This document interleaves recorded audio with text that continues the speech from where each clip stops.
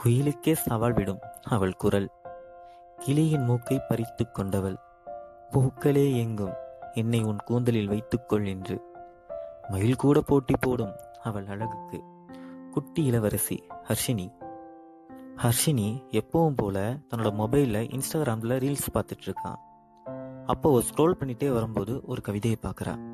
உன் மனதை திருடிய கள்வன் என இதயத்தில் சிறை வைத்தாய், ஏனோ விடுதலை என்று விட்டு சென்று விட்டாய். இந்த கவிதையை படித்த உடனே ஹர்ஷினியோட இதழ்களில் ஒரு சின்ன சிரிப்பு. உடனே ஐடியா பார்க்குறா. தேவாவின் கவிதைகள் அப்படியே ஃபாலோ பண்ணுறா, லைக் பண்ணுறா. கமெண்ட்ல என் இதழ்களில் சிரிப்பை தந்ததற்கு நன்றி அப்படின்னு அவளோட கருத்தை பதிவு பண்ணிட்டு போறா. அது மட்டும் இல்லாமல் தேவாவோட ஐடிகளை போய் தேவாவோட மற்ற கவிதைகள்லையும் படிக்க ஆரம்பிக்கிறா. தேவாவோட எல்லா கவிதைகளுமே ஹர்ஷினிக்கு ரொம்ப பிடிச்சிருக்கு. தேவா